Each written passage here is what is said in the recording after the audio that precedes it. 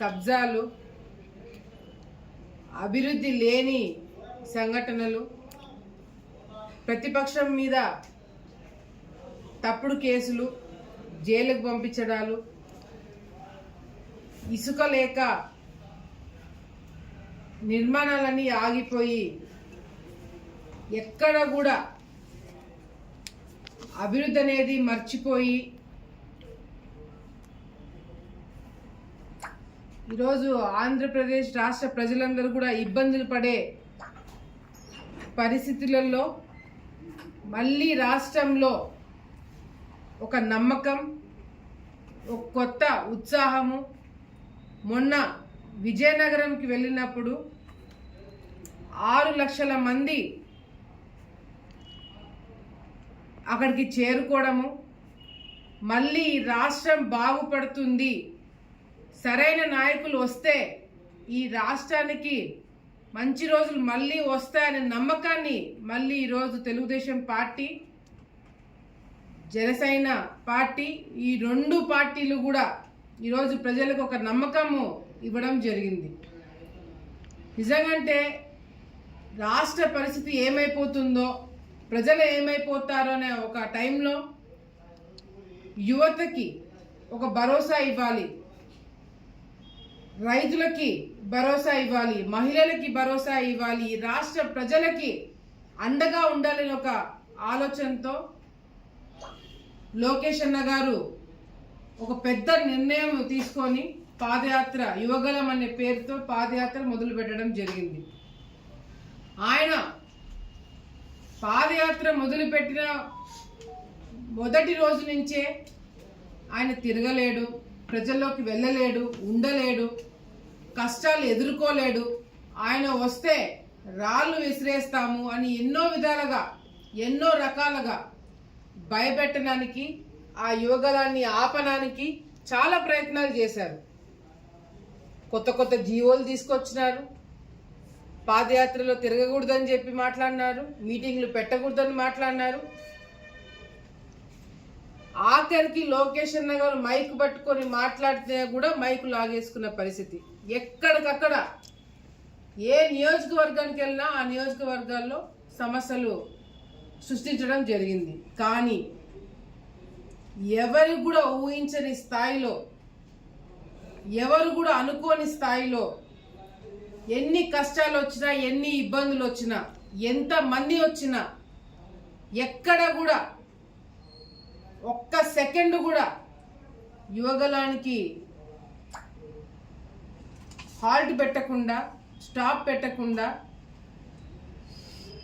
దూసుకుపోతూ ప్రతి ఒక్క జిల్లాలో, ప్రతి ఒక్క నియోజకవర్గంలో సమస్యలు అడిగి తెలుసుకోవడమే కాకుండా రాజకీయ పరిస్థితులు ఏ విధంగా ఉన్నాయి, మహిళలు ఏ విధంగా ఇబ్బందులు పడుతున్నారు, లీడర్లు, కార్యకర్తలు ఏ విధంగా ఇబ్బందులు పడుతున్నారు, ఏ గ్రామంలో ప్రజలు ఈ సమస్యలు ఎదుర్కొంటున్నారు అనేది కళ్ళారా చూసి, అడిగి, నేర్చుకొని ఈరోజు ఒక మాస్ లీడర్గా యువగలాన్ని పూర్తి చేయడమే కాకుండా ప్రతి ఒక్కరు కూడా, ఆఖరికి ప్రతిపక్షంలో అధికారం పార్టీ, పార్టీలకు అతీతంగా ప్రతి ఒక్కరు కూడా శభాష్ అని అనుకునేలాగా ఈరోజు లోకేష్ అన్న గారు పాదయాత్ర ముగించడం అనేది ప్రతి ఒక్కరం కూడా ఎంతో సంతోషపడుతున్నాము. ప్రతి ఒక్కరి ఆశీస్సులు లోకేష్ అన్న గారికి ఉంటాయని చెప్పి కూడా మేమందరం కూడా అనుకుంటున్నాం. ఎందుకంటే ఆయన కుటుంబాన్ని వదిలేసి, ఇంట్లో వాళ్ళని వదిలేసి, కేవలము ప్రజలే నా కుటుంబం అని అనుకొని పాదయాత్ర మొదలుపెట్టి కేవలం ఒకే ఒక్కసారి ఆయన తండ్రి నారా చంద్రబాబు నాయుడు గారిని అరెస్ట్ చేసినప్పుడు మాత్రమే బ్రేక్ తీసుకోవడం జరిగింది. అది కూడా కుటుంబాన్ని ఆదుకోవాలా, తల్లికి ధైర్యం చెప్పాలా, కుటుంబ సభ్యులకి ధైర్యం చెప్పాలా, ఈ రాష్ట్ర ప్రజలకి ధైర్యం చెప్పాలా. చంద్రబాబు నాయుడు గారిని అక్రమంగా అరెస్ట్ చేసిన విషయంలో తండ్రికి తోడుగా ఉండాలా, ఈ రాష్ట్ర నాయకుడికి తోడుగా ఉండాలా, ఆయనను వెంటనే బయటికి తీసుకొచ్చే విషయంలో బ్రేక్ తీసుకోవడం జరిగింది. నిజంగంటే ఈరోజు చంద్రబాబు నాయుడు గారిని అరెస్ట్ చేసి జైల్లో పెట్టినప్పుడు పవన్ కళ్యాణ్ గారు వెళ్ళి చూసిన వెంటనే, బయటికి వచ్చిన వెంటనే తప్పకుండా తెలుగుదేశం పార్టీతో మేము కలిసి ప్రయాణం చేస్తాము, ఈ రాష్ట్రాన్ని కాపాడతామని చెప్పి డెసిషన్ తీసుకోవడం జరిగింది. అంటే అప్పటికి ఎన్ని సీట్లు ఇస్తారు, ఎన్ని ఎంపీలు ఇస్తారు, ఎవరు ఉంటారు, ఏమి ఇస్తారు, ఆయనకేమి ఇస్తారు, ఏమి మాట్లాడుకోలేదు. ఈ రాష్ట్రం కోసము మాత్రమే, ఈ ప్రజల్ని కాపాడుకోవడానికి మాత్రమే ఆ నిర్ణయం తీసుకోవడం జరిగింది. ఈరోజు ఈ రాష్ట్ర పరిస్థితిని అర్థం చేసుకొని ప్రజలకి అండగా ఉంటూ ముందుకు సాగాలి అంటే మనం అందరం కూడా ఏకం అవ్వాలి అని చెప్పి ఈరోజు అన్ని పార్టీలు కూడా ఏకమవుతున్నాయి. నిజంగంటే మొన్న విజయనగరంలో జరిగిన ప్రోగ్రాం చూసిన తర్వాత లోకేష్ అన్న గారు, పవన్ కళ్యాణ్ గారు, చంద్రబాబు నాయుడు గారు, బాలకృష్ణ గారు, ఇతర నాయకులు మాట్లాడిన తర్వాత నిజంగంటే ఈరోజు వైఎస్ఆర్సీపీ వాళ్ళకి వణుకు పుట్టింది. రేపు పొద్దున వీళ్ళందరూ ఏకమై గెలిస్తే మన పరిస్థితి ఏందనేది ఇప్పుడు వాళ్ళు భయపడే స్థాయికి వచ్చినారు. జగన్మోహన్ రెడ్డి గారు అధికారం పార్టీలో ఉంటూ బ్రహ్మాండంగా మేము పనులు చేశాము, ప్రతి ఒక్క నియోజకవర్గంలో మేము దర్జాగా కాలు ఎగరేసుకొని తిరుగుతున్నాము, ప్రజలకి మేలు చేశామని చెప్పుకొని తిరుగుతున్న ఈ ప్రభుత్వము దాదాపుగా 60 నుంచి 70 సిట్టింగ్ ఎమ్మెల్యేలు మారుస్తున్నారు. అంటే ఏ స్థాయిలో అవినీతి కార్యక్రమాలు జరిగినాయి, ఏ స్థాయిలో వ్యతిరేకత వచ్చింది అనేది స్పష్టంగా అర్థమవుతుంది. అది మేము ప్రతిపక్షంలో ఉన్న వాళ్ళు మేము చెప్పాల్సిన అవసరం లేదు. స్వయాన ముఖ్యమంత్రి జగన్మోహన్ రెడ్డి గారే ఒప్పుకుంటున్నారు. నిజంగానే ఎమ్మెల్యేలు కరెక్ట్గా పనిచేసింటే, ఎమ్మెల్యేలు ప్రజల్లో ఉండింటే, ఎమ్మెల్యేల ద్వారా ప్రభుత్వాలు ఈరోజు తాలూకాలో బాగుపడింటే, ప్రజలు బాగుపడింటే ఎమ్మెల్యేలు మార్చాల్సిన అవసరం ఉండేది కాదు కదా. ఈరోజు వైఎస్ఆర్సీపీ ప్రభుత్వం టోటల్ ఫెయిలియర్ కాబట్టే జగన్మోహన్ రెడ్డి గారు ఈరోజు భయంతో క్యాండిడేట్లను మారుస్తున్నారు. ఈరోజు ఏమేం మాటలు చెప్పినారు, ఎన్నెన్ని మాటలు చెప్పినారు, రైతులు బాగుపడతారు, రైతులు బాగుపడతారని చెప్పి రైతులను ఈరోజు ముంచేసి వాళ్ళ ఆత్మహత్యలు చేసుకున్న స్థాయికి ఈరోజు రైతులను తీసుకొచ్చారంటే ఆ ఘనత వైఎస్ఆర్సీపీ ప్రభుత్వానికి దక్కుతుంది. జాతీయ రైతుల దినోత్సవం ఈరోజు, కానీ ఈరోజు రైతుల పరిస్థితి ఏంది అంటే ఏ ఒక్కరు కూడా రైతుల గురించి పట్టించుకునే నాదుడు ఈరోజు ఈ ప్రభుత్వంలో లేరు.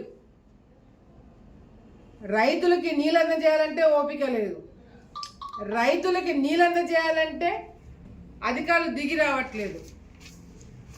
జగన్మోహన్ రెడ్డి గారు ముఖ్యమంత్రి అయ్యింది తెలంగాణ రాష్ట్ర ప్రజల్ని కాపాడుకున్నట్టుగా ఉంది తప్ప ఈ రాష్ట్రంలో రైతులకు ఏం చేశారంటే ఒక ప్రాజెక్టు లేదు, సబ్సిడీలన్నీ తీసేస్తున్నారు, పంట నష్టం వస్తే డబ్బులు ఇచ్చేది లేదు. ఈరోజు రైతుల పరిస్థితి ఏ విధంగా ఉంది అంటే ఎమ్మెల్యేలకి చందాలు వేసుకొని డబ్బులు ఇస్తే కానీ నీళ్ళు అందజేయలేని పరిస్థితి ఈరోజు కనపడుతుంది. నిన్న చందలూరుకి పోయినా ఏమి కర్మ పట్టింది ఈ ఆలగడ్డకి, ఈ రాష్ట్రానికి అని చెప్పి తలగొట్టుకునే పరిస్థితి తీసుకొస్తున్నారు. నిన్న చందలూరుకి పోతే ప్రతి ఒక్క ఇంట్లో నన్ను అడిగింది, ఇంటింటికి తిరిగిన ప్రతి ఒక్కరు కూడా మా పొలాలు ఎండిపోతున్నాయమ్మా, మా పొలాలకి నీళ్లు రావట్లేదమ్మా. నేను అడిగిన ఎందుకు ఇన్ని రోజులు నా దగ్గరికి రాలేదు, ఎందుకు మీరు చెప్పలేకపోయినారు, కేసీ కెనాల్కి నీళ్ళు ఇప్పించడం, తెలుగంగా చాలా గ్రామాలకి నీళ్ళు వచ్చినాయి, మీ చందలూరు మందలూరుకి మార్చినపల్లికి ఎందుకు నీళ్లు రావట్లేదని చెప్పి అడిగితే ఎరుగుడు దిన్నెలో వచ్చే నీళ్లు ఆపి చెరువుకి పెట్టుకొని దాంట్లో చేపలు వదిలి వ్యాపారం చేసుకుంటున్నారంట. మళ్ళీ ఎవరో చిన్న స్థాయి రైతులు లేకపోతే చిన్నవాళ్ళో కాదు, స్వయాన ఎమ్మెల్యే బంధువులు, ఎమ్మెల్యే కుటుంబ సభ్యులు నాకు నష్టం వస్తుంది, మీకు నీళ్ళు వదిలితే మీ 3 గ్రామాలు కలిసి 5-6 లక్షలు నాకు ఇవ్వండి, అప్పుడు నీళ్ళు వదులుతామని చెప్పి మాట్లాడినారంట. సిగ్గు అనిపించట్లేదు? ఏ ముఖం పెట్టుకుని మీరు రాజకీయాలు చేస్తున్నారని చెప్పి ఈరోజు నేను ప్రశ్నిస్తున్నాం. దీంట్లో వాస్తవం లేదని చెప్పి చెప్పండి. అహోబిలం నరసింహస్వామి మీద ఒట్టేసి మీరు ప్రమాణం చేసి చెప్పండి, మీరు డబ్బులు అడగలేదా రైతుల దగ్గర? మీ 3 గ్రామాలు కలిసి డబ్బులు ఇవ్వండి, అప్పుడే నీళ్ళు వదులుతామని మీ కుటుంబ సభ్యులు చెప్పలేదా? ఎంత నీచానికి మీరు దిగజారినారంటే, రైతుల్ని చందా వేసుకొని డబ్బులు ఇస్తే కానీ నీరు వదలడం అంటున్న ఈ ప్రభుత్వాన్ని, ఈ ఎమ్మెల్యేలని తరిమి తరిమి కొట్టాలని చెప్పి ప్రజలందరికీ కూడా నేను ఒకసారి తెలియజేసుకుంటున్నాను. ఏం కర్మ పట్టింది రైతులకి? ఏం కర్మ పట్టింది మహిళలకి? ఏం కర్మ పట్టింది ఉద్యోగస్తులకి? ఏం కర్మ పట్టింది చదువుకున్న యువతకి? ఇదే కొనసాగితే రేపు పొద్దున వచ్చే తరాలు ఆంధ్రప్రదేశ్లో ఎవడు కూడా ఉండడు. ఇక్కడ ప్రాజెక్టులకి కట్టండి అంటే తెలంగాణ ప్రాజెక్టులు కట్టడానికి నీళ్ళు అక్కడ వదులుతారు. ఇక్కడ రైతులను ఆదుకోండి అంటే అక్కడికి నీళ్లు పంపిస్తున్నారు జగన్మోహన్ రెడ్డి గారు. ఎందుకంటే అక్కడ ఆస్తులు, అక్కడ వ్యాపారాలు, అక్కడ ఎమ్మెల్యేలకి ఆస్తులు ఇవన్నీ ఉన్నాయి కాబట్టి. ఈ రాష్ట్రం బాగుపడాలంటే మళ్ళీ చంద్రబాబు నాయుడు గారు ముఖ్యమంత్రి కావాలి. మళ్ళీ ప్రతి ఒక్క నియోజకవర్గంలో తెలుగుదేశం పార్టీ జెండా ఎగరేయాలి. ప్రతి ఒక్కరు కూడా చంద్రబాబు నాయుడు గారి హయాంలో బాగుపడిన ప్రతి ఒక్కరు కూడా ఆలోచించాల. రోడ్లు వేసినాం, ఇల్లు ఇచ్చినాం, పెన్షన్లు ఇచ్చినాం. ఇప్పుడు ఏం జరుగుతుందండి? అంగన్వాడీ వాళ్ళు కొన్ని రోజుల నుంచి ధర్నాలు చేస్తున్నారు. వాళ్ళని వాళ్ళ పోస్టులని పక్కన పెట్టేసి, వాళ్ళ ఉద్యోగాలను దూరం పెట్టేసి, వాళ్ళు కాకపోతే ఇంకొకరని చెప్పి అంగన్వాడీ వర్కర్లకి, టీచర్లకి వాళ్ళని పక్కన పెట్టి వాళ్ళ తరపున వాలంటీర్లు, సెక్రటరీలు పనిచేసే ఉద్యోగస్తులను తీసుకొచ్చి పెడతారంట. సిగ్గుగా అనిపించట్లేదా? గర్భిణీ స్త్రీలని వాలంటీర్లు చూసుకుంటారా? పెళ్లి కాని వాలంటీర్లు, పెళ్లి కాని వ్యక్తులు, మగపిల్లలు, గర్భిణీ స్త్రీలను చూసుకుంటారా? 18 సంవత్సరాల లోపల ఉన్న ఆడపిల్లలని అంగన్వాడీ సెంటర్లలో మగపిల్లలు చూసుకుంటారా? చదువుకున్న వ్యక్తులు చిన్నపిల్లలను చూసుకుంటారా? ఏమన్నా అర్థం పర్థం లేని తీసుకున్న నిర్ణయాల వల్ల ఈరోజు అందరికీ చెడ్డయినారు. వీరు చేయగలిగింది ఒకటి, ఎలక్షన్ టైంలో ఓట్లు తీసేస్తే ఏదో ఒక విధంగా గెలవచ్చు అని చెప్పి ఒక నమ్మకంతో ఈరోజు వైఎస్ఆర్సీపీ నాయకులు ముందుకు పోతున్నారు. ఆ రోజు ప్రజలకి డబ్బు ముఖాన కొడితే మాకు ఓట్లు వేస్తారన్న నమ్మకంతో పోతున్నారు. డబ్బు మీరు ముఖాన, ప్రజల ముఖాన కొట్టేది కాదు. మీ ముఖాలను ప్రజలు రేపు పొద్దున ఏం కొడతారో చూడండి. మీరు ఓటు అడగడానికి ఏ ముఖం పెట్టుకొని పోతారో అది కూడా చూస్తాము. ఈరోజు రౌడీయిజం, గూండాయిజం ఎక్కువ అవుతుంది ఆలగడ్డలో. తెలియని, గుర్తుపట్టలేని వ్యక్తులు, వ్యాపారాలు చేసుకుంటున్న వ్యక్తుల మీద దాడులు చేస్తున్నారు. ఎవరో బ్యాచ్ ఎవడో తెలుసు నాకు. కులం పేరు ముందు పెట్టుకొని, కులం ముందు పెట్టుకొని రౌడీయిజం, గుండాయిజం చేస్తున్నారు. రేపు పొద్దునికి లెక్క ఉంటుంది. చేసే ప్రతి ఒక్క దానికి లెక్క ఉంటుంది. ఎవడు చేపిస్తున్నాడో వెనకాల తెలుసు, ఎవరిని కొట్టిస్తున్నారో తెలుసు. రౌడీయిజం చేస్తున్నారు ఆలగడ్డలో. ప్రజలందరూ కూడా ఆలోచించండి. ఇవి నేను కల్పితం కాదు, ఏదో ఊహించుకొని చెప్పట్లేదు, అవాస్తవాలు చెప్పట్లేదు. ఆలగడ్డలో ప్రజలు చూస్తున్నారు కదా, మీడియా మిత్రులు చూస్తున్నారు కదా. మీడియా మిత్రులు తెలీదా? ప్రజలకి తెలీదా? ఆలగడ్డ పట్టణంలో ఉండే వాళ్ళకి తెలీదా ఎవరు రౌడీయిజం, గుండాయిజం చేస్తున్నారో? ఎంతమందిని కొట్టిస్తున్నారు, ఎంతమంది మీద కేసులు పెడుతున్నారు, అది కూడా చూస్తున్నారు. ప్రతి ఒక్క దానికి లెక్క ఉంటుంది. మీరు గుర్తుపెట్టుకోండి, ఎవరిని మర్చిపోయేది లేదు. మీరు చెయ్యెత్తి దెబ్బ కొట్టిన ప్రతి ఒక్క దెబ్బకి సమాధానం రేపు పొద్దున మీరు చెప్పాల్సి వస్తుంది. ప్రతి ఒక్క తప్పుడు కేసులు మీరు సమాధానం చెప్పాల్సి వస్తుంది. మీరే కాదు, ఎవరైతే తప్పుడు కేసులు పెడుతున్నారో పోలీస్ డిపార్ట్మెంట్ కూడా రేపు పొద్దున ఇబ్బందులు పడబోతున్నారు.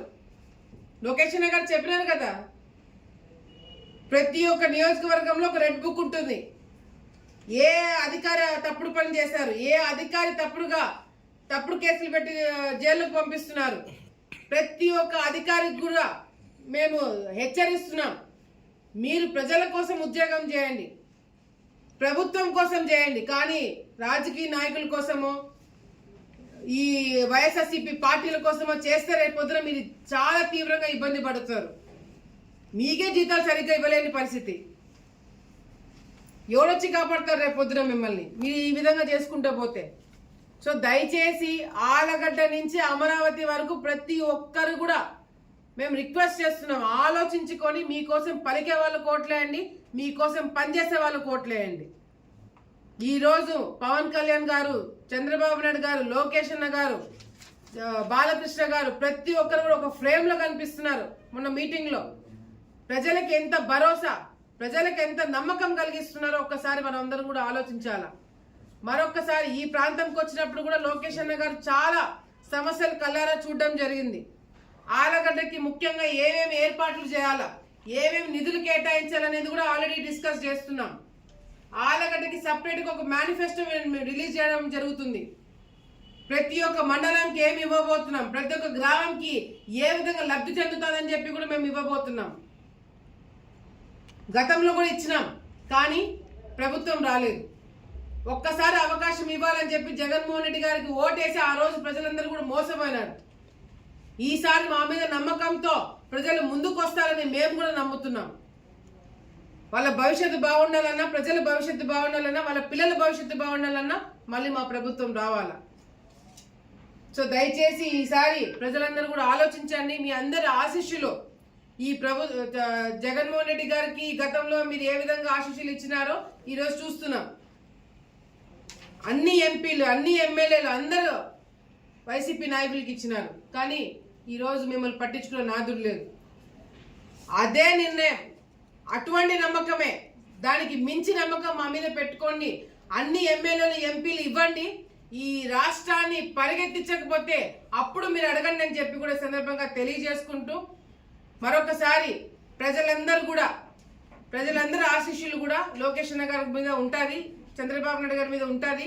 తప్పకుండా ఈ రాష్ట్రాన్ని బాగుపరిచే విధంగా మేమందరం కూడా కృషి చేస్తామని చెప్పి కూడా మరొకసారి తెలియజేసుకుంటూ, లోకేష్ అన్న గారికి ధన్యవాదాలు తెలియజేసుకుంటూ, ఈ పాదయాత్ర ద్వారా ప్రజలందరికీ భరోసా ఇచ్చినందుకు లోకేష్ అన్న గారికి కూడా ధన్యవాదాలు తెలియజేసుకుంటున్నాము.